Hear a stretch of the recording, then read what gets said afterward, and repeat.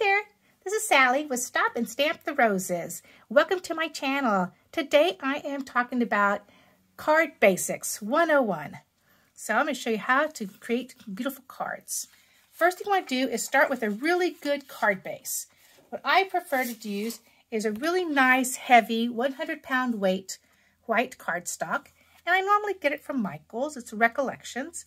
It measures at 11 inches wide by 8.5 inches.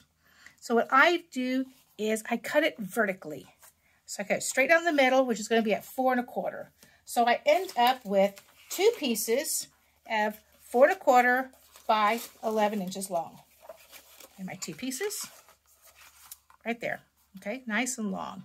So then what I'm going to do is I've got a scoreboard here. And this scoreboard is made by Fun Stamper's Journey. It's a nice, good, heavy, sturdy scoreboard. I love it. And then I've got this wonderful bone folder. I like this bone folder because it just feels really good in your hand. It also has got this wonderful notch for you to help you whenever you're scoring. I do have a website. My website is Stop and Stamp the Roses. And many of these items I have on my website. So you can go there and purchase them if you need them. What I have done to my scoreboard is, yes, this is my scoreboard. I took a Sharpie and I marked 5.5 scoring spot because that's where I'm going to score my card bases. And I mainly use my scoreboard for making my card bases.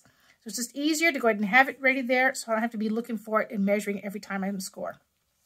So when you don't want to put your paper all the way to the top when you're working with the scoreboard. You want to bring it down so you have a place to place your tool. So, but you do want to make sure the side is flush up against this edge here. Yes, I've gone like this sometimes and then my paper is totally off. So you want to make sure it's totally up against the side. Then when I put my hand and I go sideways like this to make sure it's there. And I put a little bit of pressure to keep it up against there. Then I take my scoring tool, start above the paper and come all the way down. Start again above the paper and push pressure and come all the way down. So now you've got your valley here and your little mountain. What you want to do is have that mounted inside the card. So you're going to take it down, make sure your corners line up. Then I turn my card base just a little bit diagonally on the scoreboard, flip my tool over, and start in the center and go out towards the corners. And then go to this corner. Don't go straight this way, okay? It makes it much more difficult to do. So you want an angle like this and an angle like that. And you want to do it twice on each side and gives you a nice, beautiful crease. And this is the proper A2 size card. Now, when you're looking for envelopes, you can purchase these. In most places, they're called invitation envelopes. And that's what fits an invitation envelope. Is a 5.5 by 4 1/4 card base. So next thing you want to do is have layering pieces. This is what I call a layering piece. So what I do is, again, I like to use good quality paper. This is an 80-pound weight paper, and it comes at 11 by 8.5. And what I'll do is I'll cut 4 pieces out of each piece of cardstock. So I've got different colors here just so you can see just have the contrast there and see what I'm talking about. And each piece is going to be at 5 1/4 by 4.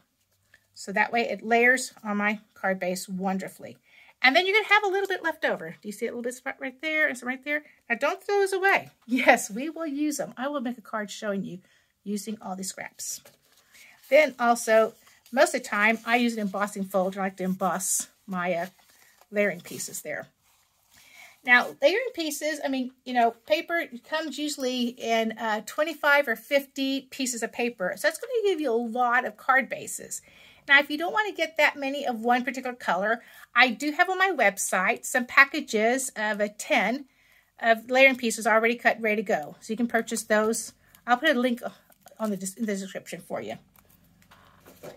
So other things you like to maybe get are some really pretty paper. Again, I like to use a nice, good quality paper. And this usually is sold in 12 by 12 sheets. So what I'll do is I'll cut them at 3 inches. So I'll get 4 pieces and then cut the other sides at about 4 1/4. So that'll give me a nice layering piece for my card. So the other thing I like to do is, so this is the 3 by 4 1/4 piece there. Now you don't have to go that large. So you can actually go a little bit thinner. So what I have done also is, so here's my card base. Oh, my layering piece. Let's go with pink layering piece. Here's my layering piece. And this piece is actually only 1 inch wide. So you can put that there to give yourself a little pop of color. And let's see if we can add a little bit of greenery here. Just like that. We'll put a flower. And, oh my goodness, Mother's Day is coming up. So let's put a little tag that says Happy Mother's Day. And maybe add a little piece of ribbon like this. And there you go. So it didn't take that long to make your card. But see, we just had the card base. Here's another one I put together real quickly. And again, you got your card base and you have your layering piece. And I've got the same greenery, have my flower, just a little bit different color. Got my other little accent piece. And this tag just says, thinking of you. So, it's not that much. Next video I'm going to show you is how to make these flowers. So, if you like this information I'm giving you, please go ahead and give me a thumbs up and subscribe to my channel so you'll be notified when I put my next video up, especially these beautiful flowers. Thanks so much and have a great day.